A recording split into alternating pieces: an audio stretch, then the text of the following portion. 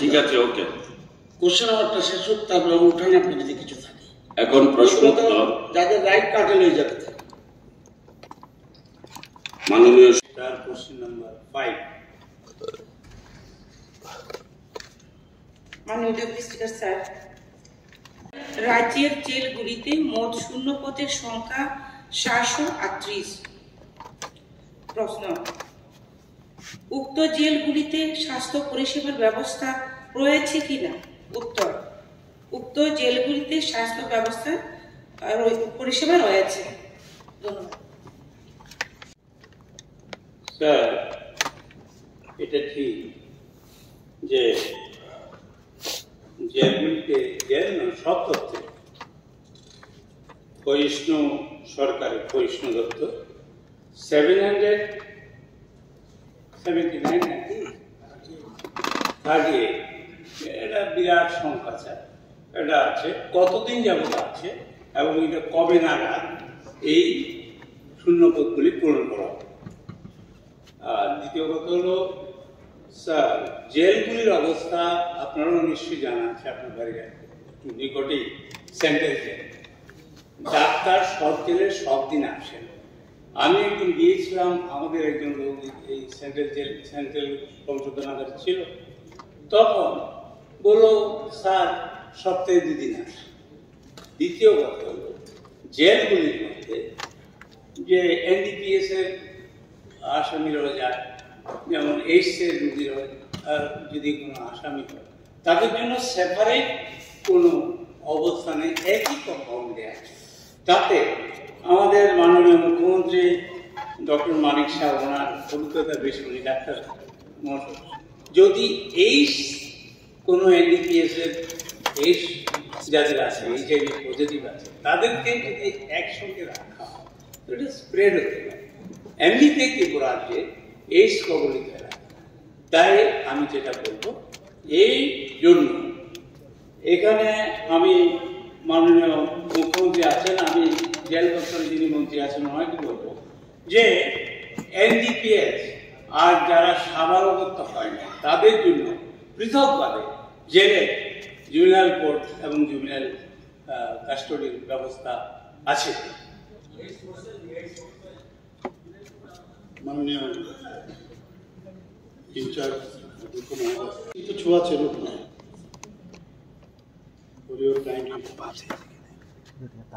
সেটার বিভিন্ন কারণ আছে। আপনি সেদিনও আমাদের যখন সমস্ত বিধায়কদের দিয়ে আমরা এই অ্যাসেম্বলির আমরা একটা মিটিং করেছি, কি কি কারণে হতে পারে এই বিষয়ে বিস্তারিত আপনি একটু ছিলেন, ঠিক আছে, কিছুক্ষণের জন্য চলে গেছে, পুরো বিষয়টা হয়তো আপনি জানতে পারেন না। পুরো সময় ছিলাম, আপনাকে দেখছিলাম না, পরের দিন ছিলাম না, ওই দিন পুরো সময়। সেটাই, সেখানে কিন্তু বিস্তারিত আলোচনা হয়েছে। এটা ছোঁয়াচে রোগ না, বাট ব্লাড কানেকশন হলে কিন্তু এটা স্প্রেড করে না, সেটা তো পরের কথা। আমি বলছি আপনার জেলে কিন্তু ড্রাগও ঢোকে, ড্রাগ এডিক্টেড হয়ে কেউ যদি ইনজেকশন দেয় তখন ইনজেকশনও, আমার কথাটা প্লিজ, ইন্ট্রাভেনাস ইনজেকশন যদি একই ইনজেকশন একজন ধরুন অলরেডি তার HIV আছে, সেই ইনজেকশন যদি আরেকজন ব্যবহার করে তবেই হবে, মানে যদি ইন্ট্রাভেনাস ইনজেকশন সেখান থেকে তো ব্লাডটা যাবে না, ওই ইনজেকশনটা যদি ব্লাডে যায় তো ব্লাডের মধ্যে দিয়ে HIV যেতে পারে। পরবর্তী সময়ে HIV যখন ট্রিটমেন্ট না হয় সেটা এইডস এর প্রমাণ করতে পারে। ভালো সাজেশন দিয়েছেন, তো নিশ্চয়ই আমাদের মাননীয় জেলমন্ত্রী আছেন এখানে, আপনি আমাকে বললেন এর জন্য বলছেন সেপারেট করে এইডসকে, কিন্তু এইডস যদি হয়, HIV যদি হয়, উনি যদি ডক্টরের কাছে যায় তার কিন্তু আপনি বাধ্য, এইডস হয়েছে এর জন্য আপনি ট্রিটমেন্ট করতে পারবেন না, কিন্তু আপনি বলতে পারবেন না, তার ট্রিটমেন্ট আপনাকে করতে হবে, টেকিং অল দ্য প্রিকশন। এই আদারওয়াইজ আপনি এরকম না যে এটা আপনি ছোঁয়াচে রোগ, এটা ছোঁয়াচে রোগ না, সেটা তো আরেকটু সেটা বলতেন। হ্যাঁ, মাননীয় মন্ত্রী। জেলখানায় সাজাপ্রাপ্ত কয়েদিদের তাদের মুক্তির ব্যাপারে একটা বোর্ড গঠন করা হয়। প্রতি বছর একটা বোর্ডটা রিভিউ করা হয়, মিটিংয়ে তোলা হয়। আমি মাননীয় মন্ত্রী মহোদয়ার নিকট জানতে চাই 15 বছরের উপর সাজাপ্রাপ্ত কতজন বর্তমানে রয়েছে এবং এই বছর যাদেরকে মুক্তি দেওয়া হয়েছে তারা কত বছরের পর মুক্তি পেয়েছে সেই সম্পর্কে একটু আপনার মাধ্যমে জানতে চাই। গোপাল রায় মহাশয় যে বিষয়টি এনেছেন যে শূন্যপদের সংখ্যা, সে ব্যাপারে বলছি। বর্তমানে রাজ্যে জেলগুলিতে ডাইরেক্ট রিক্রুটমেন্ট এবং প্রমোশন ক্যাটাগরিভুক্ত মোট শূন্যপদের সংখ্যা 738 এবং তার মধ্যে 249 জন কারা প্রহরী পুরুষ এবং 14 জন মহিলা প্রহরী ডাইরেক্ট রিক্রুটমেন্ট পদে নিয়োগের প্রক্রিয়াধীন এবং 16 জন সিনিয়র কম্পিউটার অ্যাসিস্ট্যান্ট নিয়োগের জন্য অ্যাডভার্টাইজমেন্ট করা হয়েছে টিপিএসসির মাধ্যমে। এছাড়াও 4 জন ফার্মাসিস্ট শূন্যপদ, সেটাও প্রক্রিয়াধীন চলছে পূরণ করার জন্য। তার পাশাপাশি উনি স্বাস্থ্যের বিষয়ে যে বলেছেন সেই বিষয়ে আমাদের মুখ্যমন্ত্রীজি অলরেডি বলেছেন, তবু যিনি HIV/AIDS এর ব্যাপারে যিনি এখানে আলোচনা করেছেন সেই রোগীদের ক্ষেত্রে আপনারা জানেন যে আমরা যারা HIV/AIDS হয় তাদেরকে কিন্তু আমরা ডিসপ্লে করতে পারি না। সেই ক্ষেত্রে সেপারেশন করার ক্ষেত্রে যদি আমরা করি তাহলে কোনো ডিসক্রিমিনেশন হবে। তো সেই ক্ষেত্রে চিন্তার বিষয় যেহেতু আমাদের বলে আছে যে আমরা সেগুলো সেই সিস্টেম অনুসারে আমরা সেগুলো দেখব। পাশাপাশি উনি বলেছেন ডাক্তারের বিষয় নিয়ে। তো আমাদের যে কেন্দ্রীয় সংশোধনাগার যে রয়েছে সেখানে আমাদের 2 জন ডক্টর এবং পাশাপাশি 4 জন স্টাফ নার্স সেখানে যুক্ত রয়েছে। তো 24 ঘন্টা সেখানে পরিষেবা আমাদের রয়েছে। পাশাপাশি যে অন্যান্য আমাদের যে ডিস্ট্রিক্ট জেল বলুন এবং আমাদের যে সাব জেল বলুন, সেখানে প্রতি সপ্তাহে একদিন বিভিন্ন সরকারি হসপিটাল থেকে বন্দীদের চিকিৎসার জন্য ওনারা আসেন এবং চিকিৎসা করা হয়। যদি দেখা যায় তাদের শরীর বেশি অসুবিধা হচ্ছে সেই ক্ষেত্রে আমরা মহকুমা হসপিটালে হতে পারে এবং জেলা হসপিটালে হতে পারে, আমরা আমাদের দপ্তরের পরামর্শ নিয়ে বেটার ট্রিটমেন্টের জন্য আমরা ওপিডি এবং আমরা হসপিটালেও ভর্তি করে থাকি এবং সুস্থ হওয়ার পরে বন্দীদের আবারও আমরা ফিরিয়ে নিয়ে আসি। ধন্যবাদ। এখন আমি শূন্যপদে তাহলে আছে 735টা আছে, বাদ দিল 435টার এখনো কোনো হদিশ নেই, লাপাতা। ঠিক আছে। আমি মাননীয় মন্ত্রীর কাছে জানতে চাই এই সবগুলি। আর দ্বিতীয় কথা হলো স্যার, প্লিজ আপনি যদি স্যার আগে মতো করেন না, শুনুন স্যার প্লিজ, সময় নষ্ট করবেন না। এটা স্যার এখানে অনেক থাকতে পারে, এটাও তো স্যার ইম্পর্টেন্ট। জেলখানার মধ্যে উনি বলেছেন সপ্তাহে একদিন যায় সাব জেলগুলিতে, ডিস্ট্রিক্ট জেলের মধ্যে। তো একটা ডাক্তার যদি সপ্তাহে একদিন যায় তাহলে রোগীদের পরিষেবা কি করে হবে? আমি যেটা বলছি, তাইলে এখানে উনি যে বললেন 249 হলো মেল, ফিমেল হলো 44 গার্ড, 16 জন কম্পিউটার, 4 জন ফার্মাসিস্ট, এগুলি প্রসেস চলছে 303 জনের। তাইলে 435 জনের প্রসেস কবে চলবে, কতদিন লাগবে? আমি টোটাল শূন্যপদের সংখ্যা বলেছি 438। তার পাশাপাশি আমাদের বিধায়ক মহোদয় বলেছিলেন দীর্ঘ 15 বছর ধরে যে যারা জেলের বন্দী তাদের মুক্তির বিষয়ে বলেছেন। সেই বিষয়ে আমি বলবো যে আমাদের একটা বোর্ড রয়েছে, আমার সিস্টেম রয়েছে, রুল ফলো করে সেগুলো করা হয়। সেগুলো ব্যক্তিগত কোনো বিষয় না, যে আমাদের কোর্টের সঙ্গে রিলেটেড রয়েছে এবং সম্পূর্ণ আইন মেনে সেই সিস্টেমের মাধ্যমে করা হয়। ধন্যবাদ। ওকে। এবং কল্যাণপুর বিধানসভার অন্তর্গত চেকরি বাজারে এবং ধনপুর বিধানসভার অন্তর্গত তৈবাঙ্গরে এই বিষয়ে যে কোশ্চেন 1 নম্বর এখানে রাখা হয়েছে, এতে মাননীয় বিধায়ক রঞ্জিত দেববর্মা, মাননীয় বিধায়ক শ্রী পিনাকি দাস চৌধুরী এবং মাননীয় বিধায়ক শ্রী বিন্দু দেবনাথের এই প্রশ্ন যে একটি করে নতুন যে ফায়ার সার্ভিস স্টেশন খোলার কোনো পরিকল্পনা এই দপ্তরে আছে কিনা। উত্তর হচ্ছে রামচন্দ্র বিধানসভা কেন্দ্রে, কল্যাণপুর বিধানসভার অন্তর্গত চেবরি বাজারে এবং ধনপুর বিধানসভার অন্তর্গত তৈবান্দলে একটি করে নতুন ফায়ার সার্ভিস স্টেশন খোলার কোনো পরিকল্পনা আপাতত সরকার। প্রশ্ন 2, যদি থাকে কবে নাগাদ করা হবে বলে আশা করা হয়? উত্তর, 1 নম্বর প্রশ্নের উত্তরের পরিপ্রেক্ষিতে এই প্রশ্ন প্রযোজ্য নয়। স্যার, আমার সাপ্লিমেন্ট, রামচন্দ্রঘাট বিধানসভা কেন্দ্র জিওগ্রাফিক্যাল এরিয়া হচ্ছে 81.625 স্কোয়ার কিলোমিটার। এখানে পপুলেশন হচ্ছে 44,915 জন এবং গত 3টি বছরে এখানে ফায়ার যে অ্যাক্সিডেন্টটা হয়েছে সেটা 2023-এ 10টা, 2024-এ 7টা, 2025-এ এই পর্যন্ত 10টি সংঘটিত হয়েছে। এখানে প্রচুর বাজার ও স্কুল অফিস রয়েছে। এর ভিতরে বাজারগুলির মধ্যে আছে মারেহাবুর বাজার, পাগলা বাজার, ওয়ারেন্টক বাজার, আমপুরা বাজার, বড় ময়দান বাজার, রামচন্দ্রঘাট বাজার, বাইজাল বাজার এবং শনখলা বাজার। এগুলি মিলে প্রায় 10-12টি বাজার আমার এখানে রয়েছে স্যার।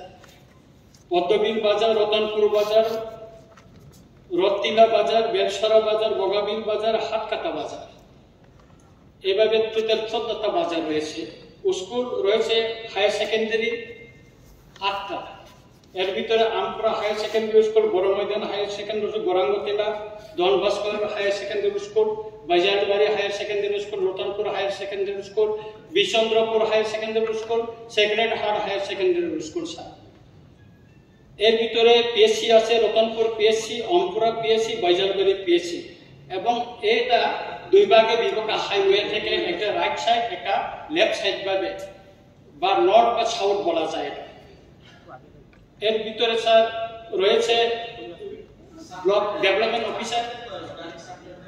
এই সমস্ত দেখা গেলে স্যার আমার এখানে প্রচুর অফিস রয়েছে, বলতে গেলে এইগুলি অনেক লম্বা হবে। আমি দেখতে পাই যে ভৌগোলিক অবস্থানে যদি বিচার করি তাহলে মনু 6 লেনটাতে 5.5 কিলোমিটারতে সেখানে ফায়ার সার্ভিস স্টেশন করা হয়েছে। এর আগে আমি বিধানসভায় প্রশ্ন দিয়েছিলাম যে রামচন্দ্রঘাট কেন গুরুত্বপূর্ণ একটা ফায়ার সার্ভিসের জন্য। এখানে হাইওয়ে, আর যদি বিধানসভা কেন্দ্র হিসাবে যদি খোয়াই ডিস্ট্রিক্টে আমরা করি তাহলে রামচন্দ্রঘাটে সবচেয়ে বেশি রবার বাগান রয়েছে স্যার। প্রতি বছর এখানে বাগান পুরে ছাই হয়ে যায়, খোয়াই থেকে আসতে অনেক দূর হয়ে যায়। তারপর রাস্তাঘাট অচেনার জন্য সময় মতো সেখানে পৌঁছতে পারে না ফায়ার সার্ভিস। তা এই কারণে আমার দাবি যে এখানে বাজারবাড়ি পেশ হয়ে গেছে, সেখান থেকে যদি খোয়াইতে করা হয় অনেক সময় আসতে অনেক দেরি হয়ে যায়। সেই জন্য আমি অনুরোধ করব মাননীয় মুখ্যমন্ত্রী মহোদয়ের কাছে যে এখানে যেন আমার শনখলা বাজারে যদি একটা নতুন করে ফায়ার সার্ভিস স্থাপন করা হয়, তাতে আমাদের যে হাইওয়ের উপর যে অ্যাক্সিডেন্টটা এবং বুট সাইডে নর্থ এবং সাউথ রামচন্দ্রঘাটের যে বিধানসভা কেন্দ্র বুট সাইডে এটা কভার করা যায়। তার মধ্যেও একটা আন্তর্জাতিক বর্ডার, বাংলাদেশ বর্ডার রয়েছে বিভিন্ন গ্রাম। সুতরাং আমি মনে করি খুবই গুরুত্বপূর্ণ যে রামচন্দ্রঘাট বিধানসভার কেন্দ্রে একটা ফায়ার সার্ভিস স্টেশন স্থাপন করা। আমি এটা বিবেচনা করার জন্য মাননীয় মুখ্যমন্ত্রী মহোদয়ের নিকট অনুরোধ রইল। ধন্যবাদ স্যার। মাননীয় বিধায়ক শ্রী রঞ্জিত দেববর্মা মহোদয় যে বলেছেন, যে কোনো বিষয়ে একটা গাইডলাইন্স আমাদের ফলো করতে হয়। এই গাইডলাইন্সের ফলো করে তবেই কোথায় ফায়ার স্টেশন হবে, কোথায় পুলিশ স্টেশন। আপনি এখানে পুলিশ স্টেশন যে কারণে গাইডলাইনের উপর ভিত্তি করে কিন্তু আমরা পুলিশ স্টেশন সেখানে দিয়েছি এবং আপনি এটা অ্যাপ্রিসিয়েটও করেছেন। আমি নিজেও গিয়ে সেটা তদ্রুপ ফায়ার স্টেশন দিতে গেল, কিন্তু এটা বারবারই দেখা যায় প্রতি বিধানসভার মধ্যে এই প্রশ্নটা কিন্তু আসে সবসময়। যদি দেখা যাবে গাইডলাইনের থাকা সত্ত্বেও যদি এই ডিপার্টমেন্ট দেখা যাচ্ছে দিচ্ছে না, তাহলে আমাদের পক্ষে কিন্তু সুবিধা হয়। যেমন এখানে ন্যাশনাল ডিজাস্টার ম্যানেজমেন্ট অথরিটি, তাদের একটা গাইডলাইন আছে, ওই গাইডলাইন ছাড়া কিন্তু আমরা কোথাও এদিক সেদিক করতে পারবো না। সেখানে আপনি অনেকগুলো ঘর বললেন, আপনার ইনস্টিটিউশনের নাম বললেন, বাজার বললেন, সব ঠিক আছে, কিন্তু এই গাইডলাইন্সের বাইরে আমরা যদি যাই, আমরা কিন্তু কেন্দ্রের থেকে সেইভাবে পয়সাও কিন্তু পাবো না। সেই গাইডলাইন্সে কি বলছে যে গ্রামীণ এলাকার জন্য 50 বর্গ কিলোমিটার এরিয়া মধ্যে যদি একটা ফায়ার স্টেশন যদি থাকে এবং প্রতি 10 বর্গ কিলোমিটারের মানে শহর এলাকা 10 বর্গ কিলোমিটার একটি করে ফায়ার স্টেশন। তো সেই জায়গায় রামচন্দ্রঘাট বিধানসভার যে এলাকা, সেখানে দেখা গেছে যেহেতু এটা গ্রামীণ এলাকায়, এখানে 8 কিলোমিটার দূরে খোয়াই ফায়ার স্টেশন। কাজে আমি তো ওইখান থেকে আবার আরেকটা ফায়ার স্টেশন যে আমি দেব, সেখানে কিন্তু আমি দিতে পারছি না। সিমিলারলি এই 8 কিলোমিটার দূরত্ব যখনই ফায়ার হয়, সেখানে নর্থ থেকে ওরা ক্যালকুলেট করে 9 থেকে 10 মিনিট লাগে ফায়ার ব্রিগেড সেখানে আসতে। মানে এই হচ্ছে এটা মানে আনসার যদি বলেন, জাস্টিফিকেশন আমি বলব।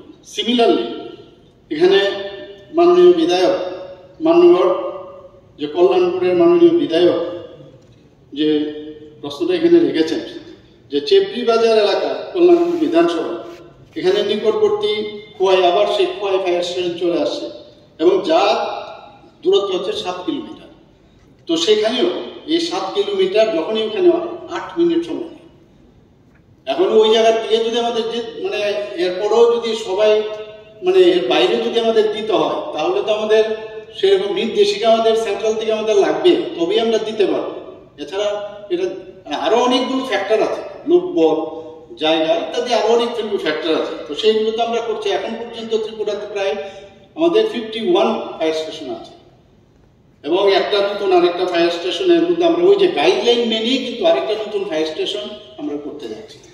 কাজে ওই গাইডলাইন্সের বাইরে মান্যবর সেটা আমাদের পক্ষে, দপ্তরের পক্ষে একটু সমস্যা। গাইডলাইন বলছি এবং ভৌগোলিক অবস্থান যেটা আপনি বলছেন, এখানে আমার এখানে আমি প্রথমে বলেছি ভৌগোলিক অবস্থানে আমার এখানে 81.625 স্কোয়ার কিলোমিটার তথ্যটা আমার কাছে আছে এবং কোথায় কি এরকম ক্ষয়টা কত আছে এখানে আছে, সবটা এখানে আছে স্যার। খোয়াই মিউনিসিপ্যাল কাউন্সিলে 6.819 স্কোয়ার কিলোমিটার ভিতরে আছে। তারপর সামনুতে 5.5 কিলোমিটার ভিতরে ফায়ার সার্ভিস স্টেশন হয়েছে স্যার, রেকর্ড আছে এটা 5.5 কিলোমিটার। ওই সামনুতে যে ফায়ার স্টেশনটা করা হয়েছে স্যার, সেটা কি গাইডলাইন মানা হয়নি? কিভাবে হইল স্যার? এটা মানে ঠিক আছে, মানে প্রয়োজন বসুন। মাননীয়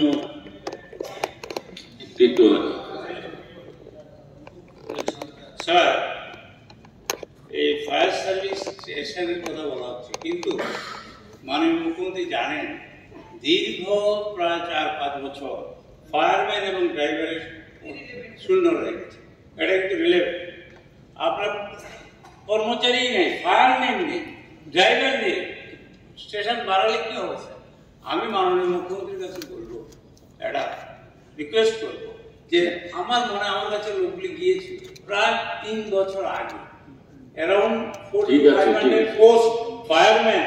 স্যার একটু শুনুন sir, it is for the people, not for you ourselves. আমি আপনাকে বলছি, এই পোস্টগুলির ইন্টারভিউ না হয়, ক্যান্সেল করা হয়, ইন্টারভিউ না হয়, রেজাল্ট পেলো না, তাইলে ফায়ার সার্ভিসের পোস্ট ফায়ারম্যান যদি না থাকে, ড্রাইভার যদি না থাকে, তাহলে আমরা আগুন লাগলে কি করে ফায়ার সার্ভিসের সার্ভিস পাবো? এই ব্যাপারে মাননীয় মুখ্যমন্ত্রী কি বলবেন? যেটা বলেছেন, এখন দেখা যাচ্ছে এটা একটা ক্যালকুলেশন আপনি করেছেন, তাহলে তো বসতে হবে, আধিকারিকদের নিয়েও বসতে হবে যে আপনি যেটা বলছেন এটা ঠিক আছে কিনা। 8 কিলোমিটারের ভিতরে হলে কোনো অসুবিধা নেই, কিন্তু 8 কিলোমিটারের বাইরে হলে অসুবিধা। সেটা যদি 5 কিলোমিটারের মধ্যে হয় প্রবলেম নেই কিন্তু। আর আপনি যেটা বললেন আরো অনেক বিষয় আছে, যেমন আগরতলার মধ্যে এখানে এত ঘনত্ব এখানকার যে বিষয়, এখানে কিন্তু আরো যদি 5টা আপনি 5 মিলিয়ন করেন তারপরেও শেষ হবে। তো এগুলোর গাইডলাইন্স আছে, তাহলে আধিকারিকদের নিয়ে আপনার যে তথ্যগুলো দিয়েছে গিয়ে আমরা বসতে পারি।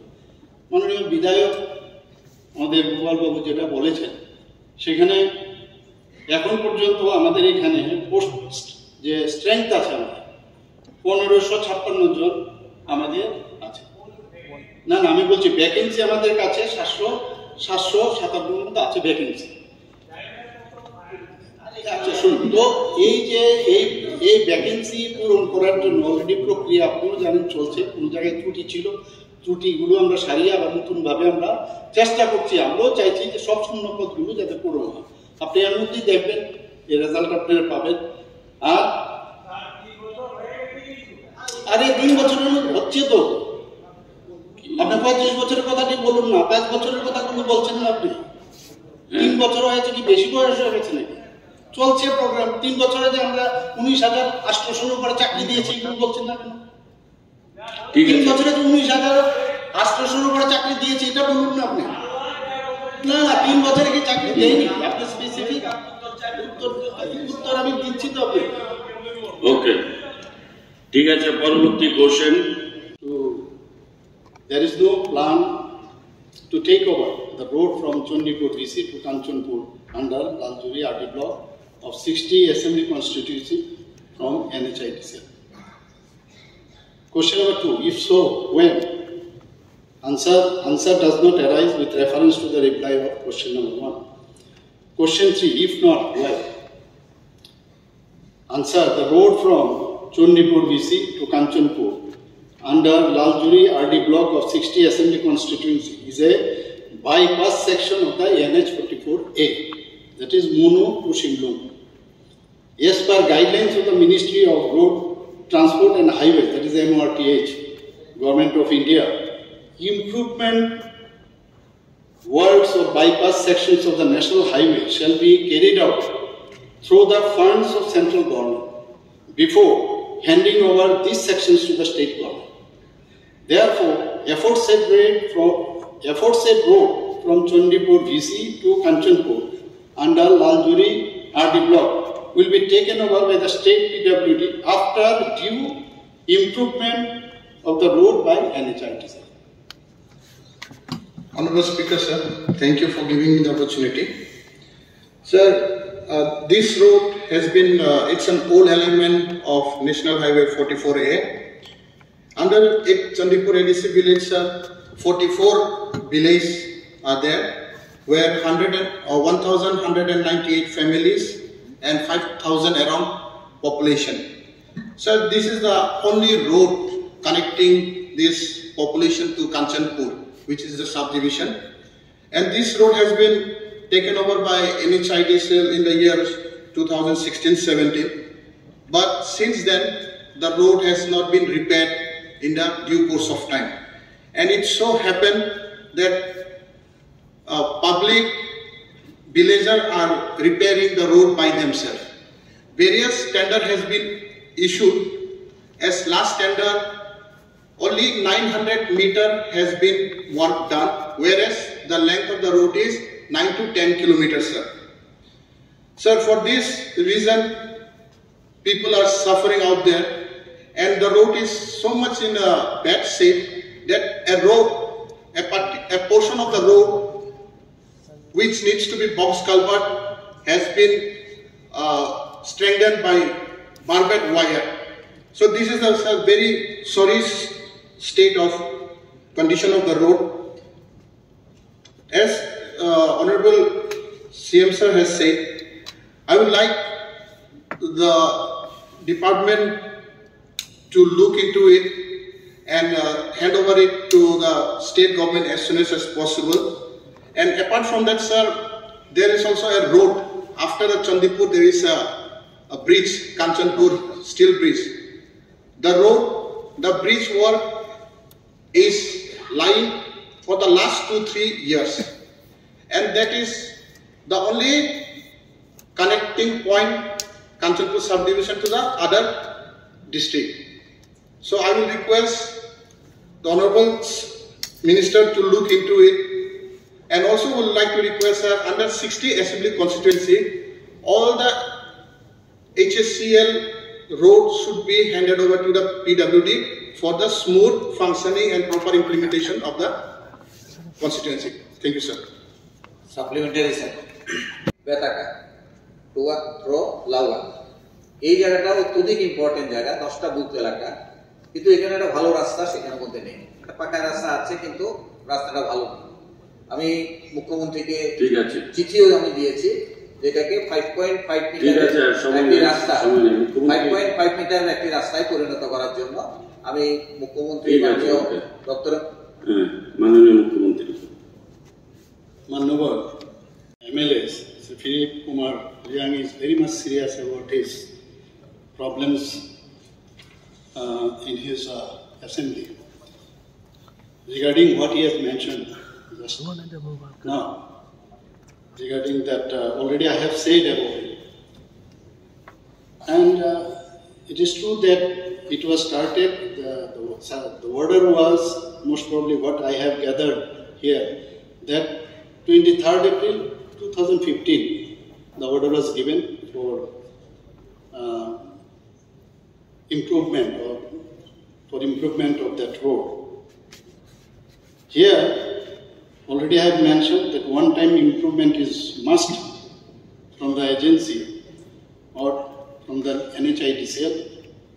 And already you have mentioned that even though what I have gathered from the regional office, National Highway and Infrastructure Development Corporation, NHIDCL, that the work for improvement of the said road was awarded to an agency, namely Messrs.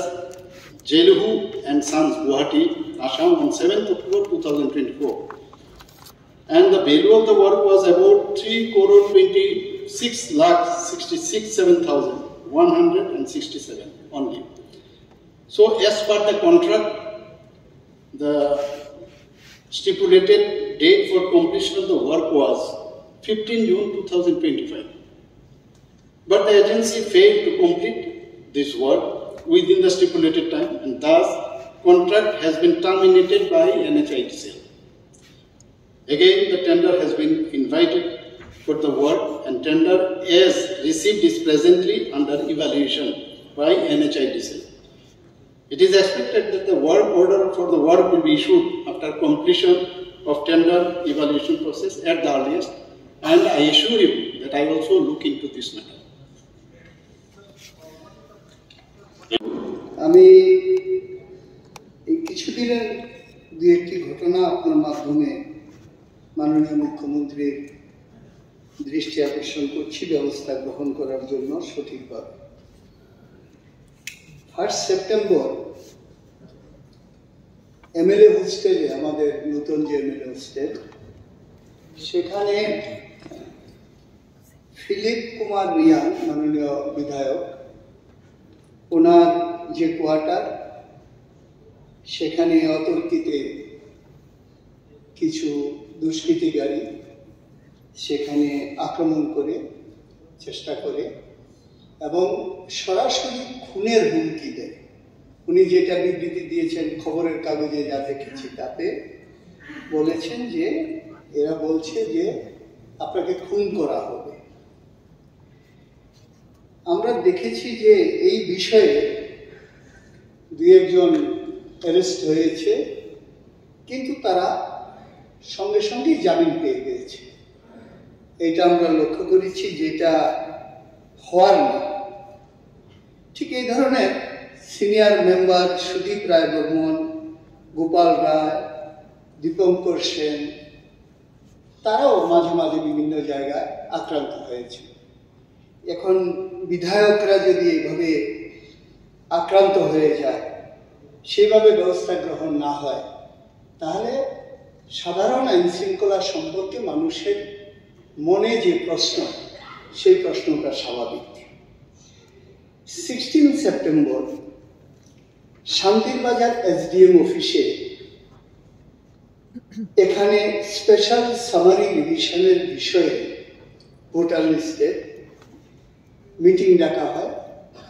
তাতে অন্যান্য রাজনৈতিক দলকেও ডাকা হয়। সে অনুসারে আমাদের এখানে CPIM দল থেকে বলরাম রিয়াং সহ এরা অংশগ্রহণ করে। এই এসডিএম চত্বরে তারা আক্রান্ত হয়ে যায়, সেখানে দারুণভাবে আক্রান্ত হয়, জিবি হাসপাতালে আসে। সে ধরনের কোনো ব্যবস্থা আমরা সেখানে লক্ষ্য করিনি এবং মনে হচ্ছে যে ভোটার লিস্টের যে সামারি রিভিশন হবে তাতে এটা এক পক্ষই দেখবে, অন্যরা যাতে অংশগ্রহণ না করে প্রথম থেকে সেই ধরনের একটা থ্রেট করা হচ্ছে, সেটা আমরা লক্ষ্য করেছি। আপনি নিজেও জানেন, এখানে 19 সেপ্টেম্বর প্রতাপগড়ে বোলডোজার দিয়ে জুতের জায়গার উপরে একটা পার্টি অফিস, সেটাকে ভেঙে দেওয়ার জন্য বোলডোজার দিয়ে রাত্রিবেলায় সমস্ত ঘটনা ঘটে। আর ফোর্থ হলো 18 তারিখ রাতে 19 তারিখ ভোরবেলা উদয়পুরের মির্জাতে অঞ্জলি সরকার, একজন মহিলা, তাকে আগুন দিয়ে পুড়িয়ে মারা হয়েছে, এটা পাওয়া গেছে। এটাকে খুনের অভিযোগ করেছে তার পরিবার, 5 জনের নামে মামলা হয়েছে, তারা অ্যারেস্ট হয়েছে, এ বিষয়ে কোনো কথা নেই। কিন্তু মাননীয় মুখ্যমন্ত্রীর আবেদন থাকবে যে মামলা যাতে প্রভাবিত না হয়, আইন যাতে নিজের মতো করে চলে। কারণ এখানে ওই কেন্দ্রের যিনি বিধায়ক, ওনার আমরা সামাজিক মাধ্যমে ওনার যে বিবৃতি সেটা আমরা শুনেছি, তাতে মামলা অন্যদিকে ঘুরে যেতে পারে। উনি একদিকে বলেছেন যে নির্দোষ আমার ভাইপো, আরেকদিকে বলেছেন তাদের স্বামী স্ত্রীর ব্যাপার, এগুলি পুলিশের ইনভেস্টিগেশনের বিষয়। কিন্তু উনি আগে থেকেই এই বিষয়গুলি তুলে নিয়ে মামলাকে অন্যদিকে প্রভাবিত করার জন্য চেষ্টা হচ্ছে বলে আমাদের মনে হয়। কাজে এই যে 4টা বিষয় আমি উত্থাপন করলাম, তাতে সাধারণ আইন শৃঙ্খলা একটু দুষ্কৃতীদের হাতে নিয়ন্ত্রণে চলে যাচ্ছে বলে মনে হয়। সেদিকে মাননীয় মুখ্যমন্ত্রী যাতে কঠোর ব্যবস্থা গ্রহণ করেন তার জন্য আমি আপনার ঠিক আছে। গত 11/9/2025 honourable high court of Tripura double bench chief justice honourable MS Ramchandra Rao এবং জাস্টিস S ভট্টাচার্য পুরকায়স্থের যে অর্ডার, সে অনুযায়ী সেই অর্ডার মোতাবেক তার একটা কনস্টিটিউশনাল, সাংবিধানিক এবং প্রশাসনিক একটা সমস্যা দাঁড়িয়েছে। আমি যেখানে বলবো যে আমি এই সরকারকে ধন্যবাদ জানাই, 2021 সালে যে অ্যাডক প্রমোশনের মাধ্যমে প্রশাসনকে সুচালিত করার জন্য যে সিদ্ধান্ত নিয়েছেন, ঠিকই আছে। একটা SLP আছে সুপ্রিম কোর্টে, এটা pending still the pending of this order by the supreme court, এটা করা হয়েছে। কিন্তু প্রশ্নটা হচ্ছে 21, 22, 23, 24, 25 5 বছর হয়েছে। এখানে হাইকোর্ট বলেছে ad hoc promotion cannot be continued for long period, that is 2 years এর বেশি হতে পারে না। কিন্তু অ্যাডক প্রমোশন 5 বছর হয়ে গেছে, এটা সাংবিধানিক সংখ্যা। কিন্তু এখানে advocate general on behalf of the government কি বলেছে, at the request of the learned advocate general who state that the 2021 promotion policy will be considered by the state government. এই জন্য আমি মাননীয় মুখ্যমন্ত্রীর কাছে আমি এটা প্রস্তাবটা রাখছি এবং জানতে চাই যে যারা অ্যাডক প্রমোশন পেয়েছে তাদেরকে গতবার আমি একটা প্রশ্ন করেছিলাম, বলেছে কোনো বেনিফিট পাবে না, after retirement or after death তারা পাবে, ঠিক আছে। কিন্তু বক্তব্য হলো যারা পেয়েছে 5 বছর হয়ে গেছে, নেক্সট প্রমোশনের জন্য এলিজিবল, তখন তারা পাচ্ছে না। এ ব্যাপারে একটা স্পষ্টীকরণ করতে হবে। আর দ্বিতীয় কথা হলো, এখানে অ্যাডক প্রমোশন যেখানে হাইকোর্ট ভার্ডিক্ট দিয়েছে 2 বছরের বেশি থাকতে পারে না, সেখানে স্টেট গভর্নমেন্ট কি করবে? অ্যাডভোকেট জেনারেল বলেছে রিকনসিডারেশন করবে state government. This is the আমার প্রথম গুরুত্বপূর্ণ কারণ, শর্ট টার্ম, কারণ আপনারা তো স্যার 2 দিনের বেশি করবেন না। আমি এই জন্য মন্ত্রিসভার মানে মুখ্যমন্ত্রীর গোচরে আনার জন্য বলছি। এটা নিশ্চয়ই আমরা একটা সদুত্তর পাবো। এমপ্লয়িরা বসে আছেন, what will be the government reply?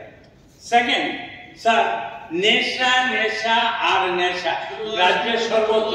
Second sir, আমি মেনশন করছি, বাবুর গায়ে কেন লাগছে আমি জানি না।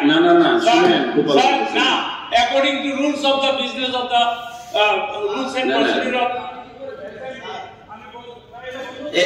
উনি যে বলে এগুলো তো আমরা বলি না। জিরো আওয়ারে সমনবাবু তুলেছেন, উনিও তুলেছেন। আমরা তো বইগুলি তো বাড়িতে থাকে, একটু শুনুন প্লিজ।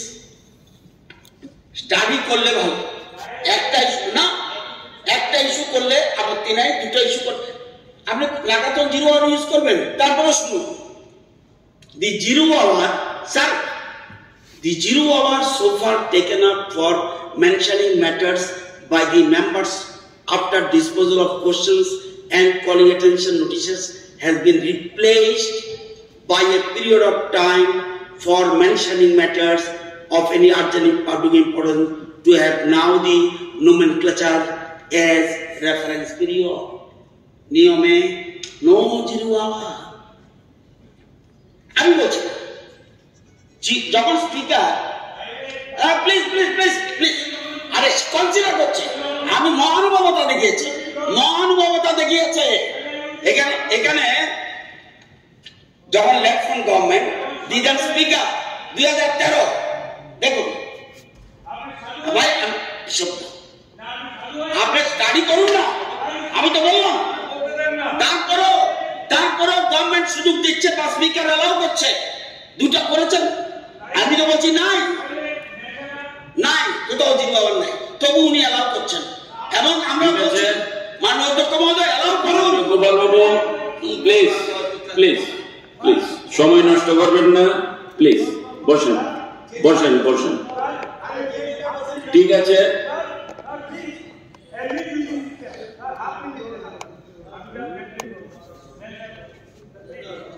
ইম্পর্টেন্ট স্যার, আমি যেটা বলছি হাফ মিনিট হয়ে যাবে, 3 মিনিট। স্যার আপনি তো, আমি বলবো ত্রিপুরা রাজ্যে তাহলে যদি শুধু উল্লেখ করে তাহলে উত্তরের দরকার নাই।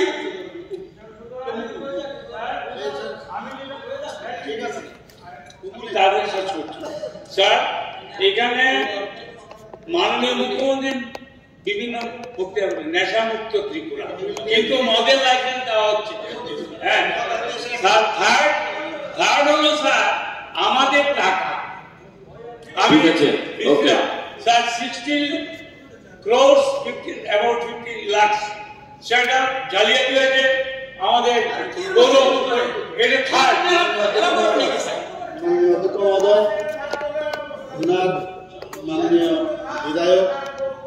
মাননীয় বিধায়ক গোপাল বাবুর অ্যাকচুয়ালি অনেক কোশ্চেন ভিতরে জ্বালা, অনেক মানে একটার পর একটা কন্টিনিউয়াস চলে আসছে, মানে আরো আছে 25 বছরের যন্ত্রণা, কমিউনিস্টদের যন্ত্রণা, 25 বছরের যন্ত্রণা, নিজের আমলে যুদ্ধ আমলেও অনেক সমস্যা, সব মিলিয়ে একটা অবস্থা হয়েছে। 25 বছর, এত বছর ধরে সমস্যা। এখন গণতন্ত্র আছে বলে সুবিধাটা পেয়েছেন। আমি উত্তর দেব। ঠিক আছে, এখন আমরা রেফারেন্স আর হবে না। মাননীয় মুখ্যমন্ত্রী, এখানে নিউ ক্যাপিটাল কমপ্লেক্স মাননীয় বিধায়ক যে বিষয়টা বলেছেন, আমার কাছে যা রিপোর্ট আছে, আপনি বলছেন যে কোনো অবস্থায় যাতে করে ইনফ্লুয়েন্স না হয়। যতগুলো দেখুন, আমার কাছে পুরো বই নিয়ে এসেছি, নিউজ পেপারের কাটিং আছে, কারণ আমি জানি এই ধরনের কোশ্চেন আপনারা সবসময় করেন এবং নিউজ পেপারের আপনারা একটা নেই, আর ফেভারে কতগুলো আছে এত বড় মোটা বই আমি নিয়ে এসেছি। ইচ্ছেগুলো আমি দিতে পারি, সময় কম, আদারওয়াইজ আই ক্যান আনসার। আমি নিজে ব্যক্তিগতভাবে বলছি, আপনাদের 35 বছরের রাজত্বে আমার নিজের ফ্যামিলির মধ্যে এমন ঘটনা আছে, কোথায় যাব এরকম একটা ঘটনা হয়েছে আমি বুঝতাম না, এবং তার প্রতিকারও পাইনি। খুন করার মতো অবস্থা করেছে, দা দিয়ে কুপিয়েছে, পেছনে কিরিচ দিয়ে মেরেছে। আমরা এগুলো এইসব শিক্ষা কিন্তু নিয়েছি বলেই সব জায়গার মধ্যে মানুষের কি সমস্যাটা হয় আমি নিজে ভুক্তভোগী, এর জন্যই কিন্তু যখনই কোনো সমস্যা হয় সেই জায়গার মধ্যেই আমি চেষ্টা করি সেটাকে অ্যাড্রেস করা। নিউ ক্যাপিটাল কমপ্লেক্স সম্পর্কে যে এমএলএ হোস্টেলের বিষয়ে কথা বলা হয়েছে, এখানে আমার কাছে যা রিপোর্ট আছে 1 সেপ্টেম্বর 2025 রাত প্রায় 10:10 সেখানে এমএলএ হোস্টেল থেকে একটা ফোন আসে যে এখানে এরকম একটা ঘটনা হচ্ছে, আপনার এনসি থানার থেকে সেখানে চলে যায় সাথে সাথে, কিন্তু এরকম না, কারণ আগে তো মতো যে অন্য জায়গা থেকে নির্দেশ দিলে তারপর পুলিশ যেত। পুলিশকে আমরা বারবার বলছি ফ্রি হ্যান্ড, ওনারা আমার সাথে কথা বলেনি বা আমাদের কারোর সাথে কথা বলেনি, চলে গেছে সেখানে। যাওয়ার পর সেখানকার যে এনসি থানার ওসি এবং এসডিপি এবং এডিশনাল এসপি, শুধু মানে একজন ওসি না, এবং অনেক স্টাফ নিয়ে সেখানে যায় এবং সেখানে গিয়ে আমাদের যিনি মাননীয় বিধায়ক শ্রী ফিলিপ কুমার রিয়া, ওনার সাথেও বিষয় নিয়ে কথা বলে, ওখানে গার্ডের সাথে কথা বলে এবং সেখানে সব জিনিস দেখে তার পরবর্তী সময়ে আমাদের মাননীয় বিধায়ক এবং আমাদের মাননীয় বিধায়ক যে ফুল টিম রঞ্জিত বাবুর নেতৃত্বে এবং আমাদের মাননীয় মন্ত্রী এমওএস উনিও আমার কাছে এসেছিলেন 5 জনে। আসার পরে আমাকে বলছিলেন এই ঘটনা, তো নিশ্চয়ই উদ্বেগের বিষয়, ওনাকে ওয়ার্নিং দিয়েছে। আমি বলি যা যা করার আইনগতভাবে সেটাই আমরা, এবং তাই হয়েছে। ওনারা 2 সেপ্টেম্বর 2025 1 সেপ্টেম্বর হয়েছে ঘটনা, ওই রাতের ঘটনার সময় একটা এনসিসি থানার মধ্যে ওনারা একটা এফআইআর করেছে এবং এই এফআইআর এর পরিপ্রেক্ষিতে 4 জন লোককে, আপনিও বলেছেন বিষয়টা, 4 জন লোককে কিন্তু অ্যারেস্ট করেছে। এখন ধমকি চমকি সবকিছুর একটা আইনে কিন্তু নির্দিষ্ট লেখা থাকে কি হলে কি করতে পারবেন সেটা, আপনি বললেই আপনি কাউকে এটা অ্যারেস্ট করে একদম পুরো ভিতরে ঢুকিয়ে দিতে পারবেন। এখানে বলা হয়েছে বিভিন্নভাবে গালিগালাজ করা হয়েছে, এফআইআর উল্লেখ করা হয়েছে, এখানে ফিলিপ বাবু আছেন, যেটা এখানে আমার কাছে আছে, যে এফআইআর এ উল্লেখিত অভিযুক্তরা তাকে অকথ্য ভাষায় গালিগালাজ করে এবং এটাও বলেছেন প্রায় 300-400 লোক নিয়ে আসবেন, এসে উনাকে বিভিন্ন ভাবে হত্যা করা হবে ইত্যাদি, এরকম ওনারা এফআইআর করার এবং নামও উল্লেখ করেছেন প্রতীক দেববর্মা একজন অজয় রায় সম্পর্কে, এবং কেস নাম্বার আমার কাছে আছে এখানে। সেখানে প্রতীক দেববর্মা যার বয়স 44, পার্থ সারথী চৌধুরী 33, অজয় রায় 47 এবং রজত দাস 33।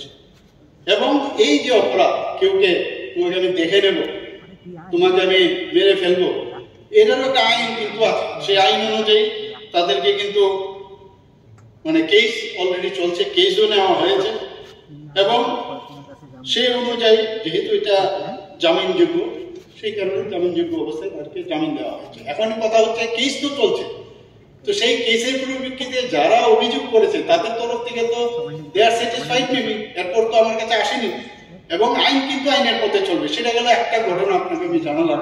দ্বিতীয় যে ঘটনা আপনি বললেন যে প্রতাপগড়ের ঘটনা, সেখানে আপনারা দেখেছেন গত 20 সেপ্টেম্বর রাত প্রায় 2টায় আগরতলা পূর্ব থানায় একটা খবর আসে যে কয়েকজন অপরিচিত ব্যক্তি প্রতাপগড়ের কি টেকরাই চৌমুনিতে সিপিআইএম পার্টি অফিসে বুলডোজার দিয়ে ক্ষতি করা হয়। আমি দেখেছি, নিউজ পেপারে দেখেছি এসব জায়গায়। আগে তো এরকম হতো, বুলডোজার হোক আর যাই হোক, দেখলো বা পত্রিকা, কিন্তু পত্রিকা ছিল, পত্রিকা দেখো ফেলে দিল, যা এরকম মানসিকতা ছিল। কিন্তু আমরা কিন্তু ভেরি সিরিয়াস, আমাদের প্রতিটা মিনিস্টার থেকে আরম্ভ করে এমএলএ, আমাদের সবাই কিন্তু সিরিয়াস, কারণ আমরা মাননীয় প্রধানমন্ত্রী নরেন্দ্র মোদীজির মার্গদর্শনে আমরা চলি যে সিরিয়াস থাকতে হবে। এই ধরনের ঘটনা কোনো অবস্থায় আমরা সেটাকে মান্যতা দিই না। এবং ওসি মহারাজগঞ্জ বাজার সেখানে উপস্থিত হন এবং সেখানে দেখা গেছে যে পার্টি অফিসের দরজা প্রয়াত সুব্রত কুমার ভৌমিকের ছেলে বিপ্লব কান্তি ভৌমিক একটা পূর্ব থানার মধ্যে একটা লিখিত অভিযোগ করে এবং কেসও হয়েছে, সেটা মামলাও হয়েছে এবং সেখানে সিসি ফুটেজ সেটা দেখে সেটাকে কোন বুলডোজার, সেটা জেসিবি মেশিন, সেটাকে শনাক্ত করে সাথে সাথে, কারণ কোনো কোনো পার্টিকুলার কোনো লোকের নামে কিন্তু সেখানে এফআইআর কিন্তু নাম লেখেনি। কাজে সেই জায়গার মধ্যে যেহেতু দেখা হয়েছে, দেখার পরে সেটাকে যে ব্যবহার করা হয়েছিল সেই জেসিবি মেশিনটাকে সেটাকে বাজেয়াপ্ত করা হয়েছে। এবং শুধু তাই নয়, এই বাজেয়াপ্ত করার পরে দেখা গেছে যে অনুসন্ধান করে মানে পুলিশ দেখলো যে পাপন দাস যার বয়স 29, বিপুল শীল যার বয়স 35 এবং শ্যামল দেব 32, এবং তাদেরকে 3 জনকে কিন্তু গ্রেপ্তার করেছে এবং তাদেরকে আদালতেও পাঠানো হয়েছে, নিম্ন আদালতে, এবং সেটা বিচারাধীন আছে, তদন্ত প্রক্রিয়া চলছে।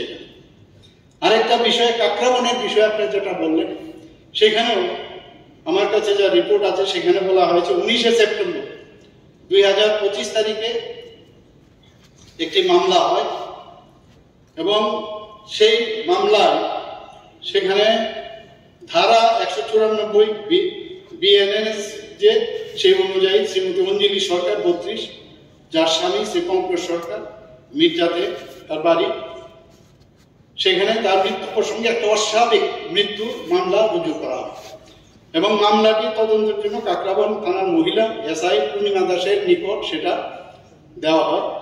পরবর্তীতে 20শে সেপ্টেম্বর 2025 পঙ্কজ সরকার কর্তৃক আরেকটি লিখিত এফআইআর জমা দেওয়া হয়। সেই এফআইআর উল্লেখ করা হয়েছে যে অভিযুক্ত লিটন দাস, যিনি মৃতা অঞ্জলি সরকারের সঙ্গে সম্পর্ক হয় এবং সেই সময় কয়েকটি ভিডিও ও ছবি তার মোবাইলে ফোনে তোলা হয়েছে। পরবর্তীতে লিটন দাস সেই ভিডিও এবং ছবিগুলো নিয়ে অঞ্জলি সরকারকে ব্ল্যাকমেল করতে শুরু করে এবং বিভিন্নভাবে তার সাথে সম্পর্ক চালিয়ে যায়। 18 সেপ্টেম্বর 2025 10:30 এটা এফআইআর হয়। সেখানে অভিযুক্ত লিটন দাসের নেতৃত্বে, যাকে এফআইআর করা হয়েছিল, লিটন দাসের নেতৃত্বে কয়েকজন পঙ্কজ সরকারের দোকানে আসে। সেই সময় মৃতা অঞ্জলি সরকারও সেখানে উপস্থিত ছিলেন। অভিযুক্তরা অঞ্জলি সরকারকে জানায় যে তারা তাকে নিয়ে যাবে। তখন অঞ্জলি সরকার ও যিনি অভিযোগকারী অর্থাৎ পঙ্কজ সরকার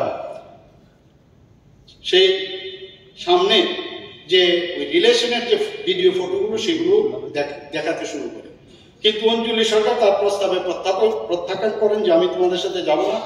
অভিযুক্তরা তাকে মারধর করে। অভিযুক্তরা যখন বাঁচাতে চায় তখন তাকেও, যিনি অভিযোগকারী সেই যখন তাকে বাঁচাতে যায় অর্থাৎ তার স্বামী, তখন তাকেও তারা মারধর করে এবং পরবর্তী সময়ে অভিযুক্তরা সেখান থেকে যে স্থান ত্যাগ করে।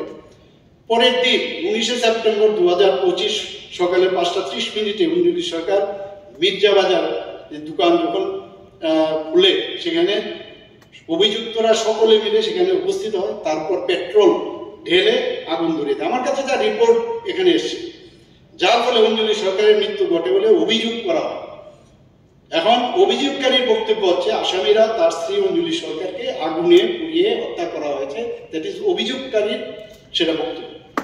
এবং এই অভিযোগের সেপ্টেম্বর এবং সেখানে এসআই জন লাল হালামের নিকট সেটা দেওয়া হয়। তদন্তকালে এফআইআর যারা যারা নাম দেওয়া হয়েছে, আকাশ দাস, কিঙ্কর দাস, দীপ্তেন্দু দাস, লিটন দাস, অনুপম মজুমদার, তাদেরকে 5 জনকে অ্যারেস্ট করা হয় এবং এখন পুলিশ হেফাজতে আছে। মামলার তদন্ত চলছে এবং সেখানে আমি উল্লেখ করতে চাই যে পুলিশ দেখো সেখানে যিনি পুলিশ অফিসার ছিলেন সেখানে এসআই সঞ্জয় দাস, তাকে তার যে সেখানে ফল্ট পেয়েছে তাকে সাময়িক বরখাস্ত করে। পুলিশের তরফ থেকে এগুলো দেখুন অ্যাকশন কিন্তু আছে। থানায় যেভাবে যাওয়া, যেভাবে আইনের শাসন দরকার সেগুলো কিন্তু করছে এখানে, যেগুলো আমরা আগে দেখিনি। আরেকটা বিষয় যেটা এখানে বলা হয়েছে যে শান্তির বাজারে এসডিএম অফিসের যে ঘটনা, আমার কাছে এটা জানা ছিল না। সেখানে বলরাম বাবুকে আক্রান্ত করেছে। আমার কাছে এই বিষয়ে আপনি বললেন, আমি বিষয়টা নিয়ে আমি জিজ্ঞেস করবো কি হয়েছিল সেটা, এবং সেটা হওয়াটা বাঞ্ছনীয় না। আবার বলছি, এই ধরনের কালচারে আমরা বিশ্বাস না। বহুদিন ধরে এই কালচার চলেছে, সেখানে আমরা যাব না, সেইভাবে আমরা চলবো। এখানে বারবার যে বিষয়টা আমি দেখি যে এখানে দেখা যায় আমাদের মাননীয় বিধায়ক আমাদের সুবল গোপাল বাবু বারবারই বলে। এটা একটা জিনিস আমি দেখে আইন নামে একবার পড়ছিলাম, সেখানে কিন্তু বলা হয়েছে একই জিনিস যেন বারবার না হয়। কোশ্চেন দেওয়ার আছে, তা উত্থাপন করা, তার কিছু নতুন কিছু আমি এটা নিয়ে বহুবার হয়েছে, বহুবার এটা নিয়ে কথা হয়েছে। আমিও বললাম, এই নিয়ে আমরা মিটিংও করেছি কিভাবে এই এডিকশন থেকে আমরা বাঁচতে। আরেকটা হচ্ছে এডিকশন, এই নেশা, মদ, লাইসেন্স কিন্তু এক না, কিন্তু মদ খাওয়ার এটা কিন্তু এক না। ফর ইউর কাইন্ড ইনফরমেশন, রায়ের বিষয়ে আমি বলছি, আপনি এটা বলবো, এটা বললে তো আপনার টাইম চলে যাবে। মাদকের বিষয়ে আপনি যদি শুনতে চান বলতে পারি, আমার যে রেডি আছে, কোনো সমস্যা নেই। না মাদকের বিষয়ে আপনি বলছিলেন না, চারিদিকে ছড়িয়ে গেছে, আপনি বললেন না চারিদিকে ছড়িয়ে গেছে মাদক। না মাদক সম্পর্কে বলবো নাকি আপনার এই আইনটা সম্পর্কে বলবো? এটা সুপ্রিম কোর্টের বিষয়, হাইকোর্টের না বিষয়টা এটা তো সুপ্রিম কোর্টের বিচারাধীন আছে। হাইকোর্ট থেকে আমাদের বলেছে অ্যাডহক পলিসি নিয়ে অনেক বিষয় আছে। অ্যাডহক আমরা বুঝি একবারে ওয়ান টাইম অ্যাডহক আমরা যদি দেই প্রমোশন, নেক্সট টাইম দেওয়া যায় না, সেটার বিষয়েও আমরা আমাদের মাননীয় মন্ত্রী বাহাদুরকে নিয়ে বসেছি কিভাবে রিলিফ দেওয়া যায় সেই বিষয়ে। কারণ যেহেতু এটা একটা মামলাধীন বিষয়, সুপ্রিম কোর্টে আছে, হাইকোর্ট থেকে বলেছে, আমরা সেই বিষয়ে আমরা দেখছি কিছুদিনের মধ্যে তার আমরা কি ব্যবস্থা নিয়েছি সেটাও আপনি জানবেন। ধন্যবাদ। নেক্সট কোনটা? মাদক সামার রিভিশন হয়ে শেষের পরে ওরা বার হয়ে যায় এখানে কোনো এসডিএম এর চত্বর বাইরে। খবর নিয়ে দেখলো যে বিগত দিন তারা যখন সরকার ছিল তখন নাকি তারা চাকরি দিব বলে টাকা নিয়েছে, তো তখন টাকাও দেয় না, চাকরিও দেয় না, মানে ওই কারণে সিপিএম লাগছে এখানে কোনো এটাই সে মূল কথা। আর তারা এখন 14 জনের নামে কেস দিছে, সিসি ফুটেজ এসডিএম এর সিসি ফুটেজ আছে, ওইখানে কোনো দেখা যায় না। এটাই সে ঘটনা, বাস্তব ঘটনা। ঠিক আছে, কোনদিন শুনেছেন ক্রিমিনালদের এমএলএ ধরে নিয়ে থানায় দেয়? দোষ হবে বিচার করবে কোর্ট। আরেকদিন দেখেছি আমাদের মিনিস্টার বৃষিপতি ড্রাগ ব্যবসায়ীদের ধরে পুলিশ স্টেশনে নিয়ে গেছে। উদাহরণ আছে, জিতন বাবু এখানে আসেন, আপনাকে তার প্রণাম জানাবো। এইটা উদাহরণ হওয়া উচিত, জিতেন বাবুর মতো লোক উদাহরণ হওয়া উচিত। এই উদাহরণগুলি শিখো কিভাবে ক্রিমিনালদের টাইপ করতে হয়। This is god. বৃষিপতি বাবু উনি মিনিস্টার, উনি ধরে, আমি জানি আমার কেন্দ্রে ধরে নিয়ে পুলিশ স্টেশনে দিয়েছে। এটা পার্থক্য এখানে। এই যে সবকা সাথ সবকা বিকাশ আর রেড আর্মি যারা, তাদের পার্থক্য অনেক। এটা এসব করবেন না। আমি তো এদিকে আসুন, এদিকে আসুন, আপনি আসুন, আপনাকে একটু প্রণাম জানাই, একটু প্রণাম জানাই।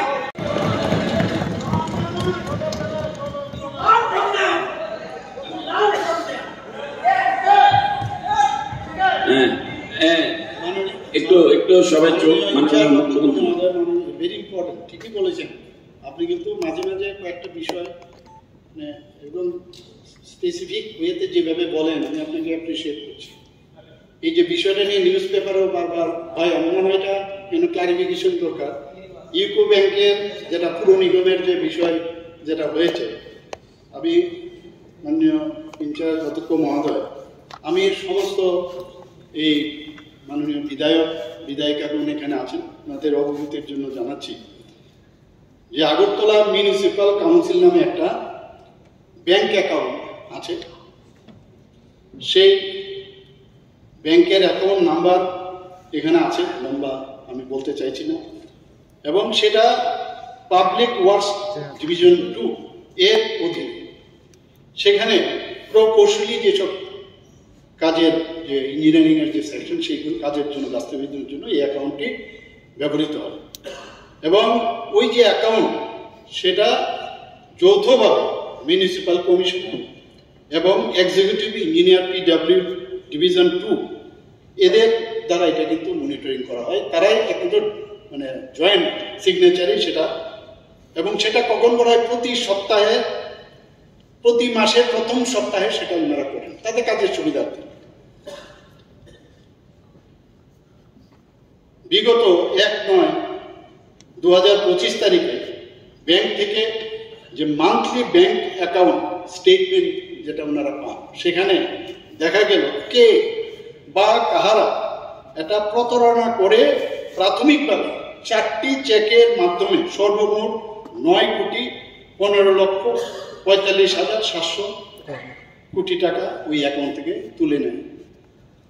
এবং দেখা গেছে যে চেক নাম্বার দেওয়া হয়েছে 1, 2, 3, 4টার এখানে চেক নাম্বার এখানে দেওয়া হয়েছে এবং প্রাপকদের নামও 4 জনের নামও এখানে দেওয়া হয়েছে, বেশিরভাগই এরা বাইরে। এবং একজন পেয়েছে 2,17,00,000 প্লাস, 1,98,00,000 প্লাস, 2,61,00,000 প্লাস, 2,37,00,000 প্লাস, অর্থাৎ মোট 9,15,45,700।